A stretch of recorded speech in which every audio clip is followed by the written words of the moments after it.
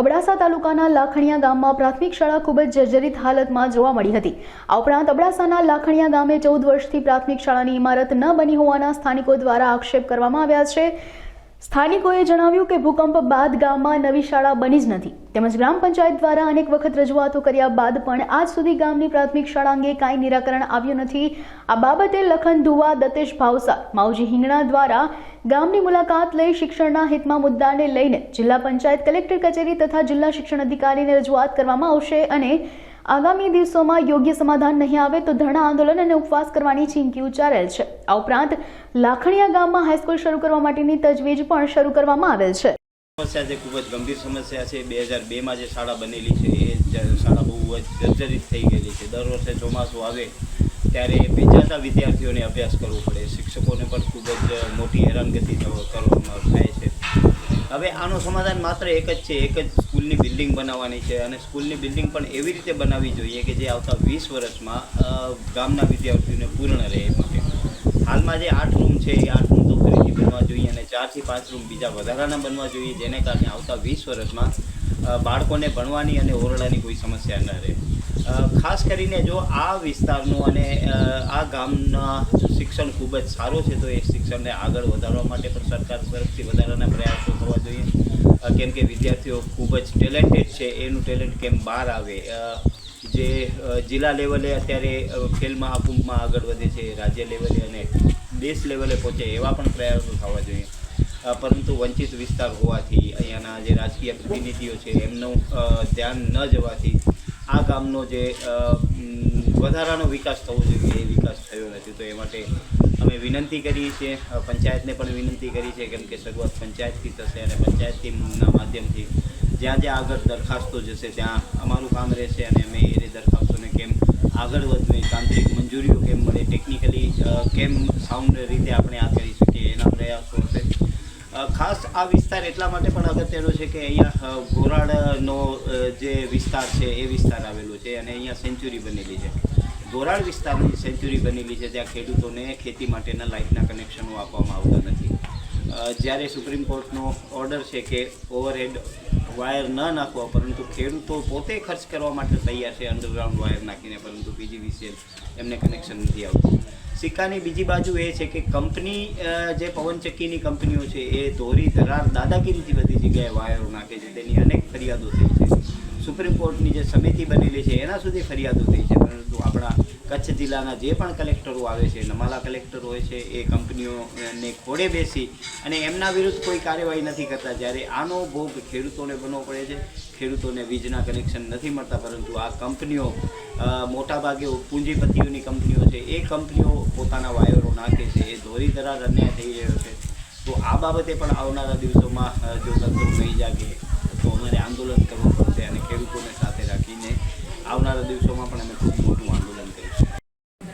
અબડાસા તાલુકાના લાખણીયા ગામમાં જે સમસ્યા છે, એક તો ખાસ કરીને શિક્ષણ, અહીંયા આગળ જે શિક્ષણનું આપણે કહેવાય કે મૂળ ઢાંચો, જે બાંધકામ જે છેલ્લા 2022માં બનેલું અને ભૂકંપ બાદ તાત્કાલિક ધોરણે જે બનેલું જેના પાયા પણ નાખેલા નથી, એવી સ્કૂલ આજે વરસાદની સિઝન આવે ત્યારે આખી પાણીથી ભરાઈ જાય છે। એક ખાસ વાત એ કહું કે અહીંના વિદ્યાર્થીઓ તાલુકા અને જિલ્લા કક્ષાએ સ્પોર્ટમાં બહુ આગળ છે। અહીંયા આગળ સાંસદશ્રી 11 વર્ષમાં ક્યારેય પણ આવ્યા નથી આ ગામમાં, એટલે સાંસદશ્રીને કહેવા માગું છું કે સાહેબ એક વખત આ ગામની મુલાકાત લ્યો, ખરેખર તમને મજા આવશે। બીજું કે અહીંયા કને દરેક સમાજના લોકો રહી ગયા, હાલ અહીંયા કને ઊભા છે એ દરેક સમાજના લોકો સાથે છે। અહીંની મુખ્ય માંગ એ જ છે કે સ્કૂલનો જે બાંધકામ છે એ નવેસરથી નવી સ્કૂલ મંજૂર કરવામાં આવે, એના માટે ભુજથી ખાસ મને અહીંયા ગ્રામજનોએ બોલાવ્યો છે। એમની સાથે જ સરકારને અમે સમય આપીએ છીએ, 2 મહિના 3 મહિનાની અંદર બાંધકામની મંજૂરી લ્યો, નવી સ્કૂલ ચાલુ કરાવવામાં આવે।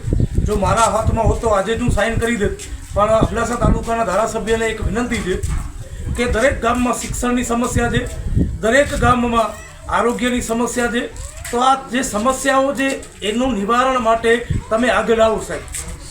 હું નથી ઈચ્છતો કે મને કોઈ શ્રેય મળે, તમને શ્રેય મળવો જોઈએ. તમે એ પદ ઉપર છો આટલા વર્ષથી, તો તમે એનો શ્રેય લ્યો.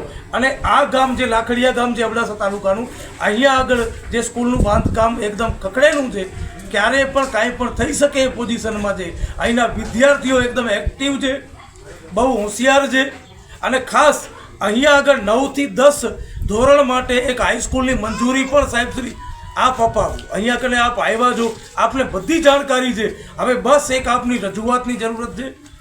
અમે સાથે રહેશું તમારી સાથે રજૂઆત કરવા માટે. જ્યાં પણ ચાલવું હોય, ધારાસભ્યશ્રી, સાંસદશ્રી, અમે પણ તમારી સાથે ચાલવા માટે તૈયાર છીએ. જો તમારાથી આ કામ નથી થતું તો ચોક્કસ રોડ રસ્તા ઉપર આવવા માટે પણ ગ્રામજનોની સાથે આજુબાજુના ગામડા કે અબડાસા તાલુકાના જે લોકો જે શિક્ષણ અને આરોગ્ય માટે એટલા તત્પર છે કે રોડ રસ્તા બંધ કરવા માટે પણ અમે તૈયાર છીએ. એટલે કે વિનંતી છે કે ટૂંક જ ગાળામાં 2-3 મહિનાની અંદર આ સ્કૂલની પ્રાથમિક શાળાની નવું બાંધકામ માટે મંજૂરી લેવડાવો, કામ ચાલુ કરાવો. અને સાથે સાથે અહીંયા કને 9 અને 10 ધોરણની મંજૂરી પણ અપાવો. અહીંના ગ્રામજનો પણ એવા દાતાર જે કહે છે કે અમે બાંધકામ અમે કરી આપશું, બસ ખાલી મંજૂરી અપાવો. તો ધારાસભ્યશ્રીને વિનંતી છે કે તાત્કાલિક ધોરણે આ મંજૂરી અપાવો. એક વખત આ ગામની ફરી મુલાકાત લેવો. સાંસદશ્રી આપને પણ વિનંતી છે કે 11 વર્ષમાં ક્યારે આવ્યા નથી, તો આ ગામની મુલાકાત લેવા એક વખત તમે આવો. અને આ ગામ જે વિકસિત ગામ છે ઓલરેડી, એનું એજ્યુકેશન ખરાબ ન થાય. હાલની તારીખમાં એજ્યુકેશન સારું છે, પણ જ્યાં ભણે છે દીકરાઓ દીકરીઓ, એ ઢાંચો બહુ ખખડેલો છે. કાલ ઉઠીને કાંઈ થઈ જશે તો એની જવાબદારી પણ ખરેખર તમારી જ આવશે. એથી પહેલાં આ સ્કૂલનું ઢાંચું નવેસરથી બનાવવામાં આવે. હાલ રોડ પણ જોયું તો 4 કિલોમીટર રોડ છેલ્લા 2012માં કંઈક બન્યું છે, એ પછી રોડ નથી બન્યો. તો તાલુકા જિલ્લામાં ચૂંટાયેલા સદસ્યોને પણ કહેવું છે કે ભાઈ શ્રી, તાત્કાલિક ધોરણે રોડનું કામ ચાલુ કરાવો. ગાડીઓ ખરાબ થઈ જાય છે અમારી પોતાની. 4 કિલોમીટર આવતા અડધો કલાક લાગે છે. થોડીક શરમ કરો તમે પણ. કોઈ પણ પક્ષમાં ચૂંટાયેલા હો તો રોડનું કામ ચાલુ કરાવો.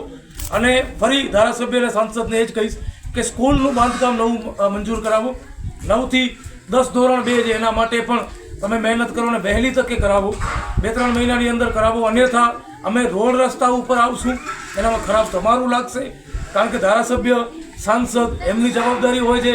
જનતાના પ્રતિનિધિ તમે જો, વિધાનસભામાં, લોકસભામાં અવાજ ઉઠાવવાવાળા તમે જો.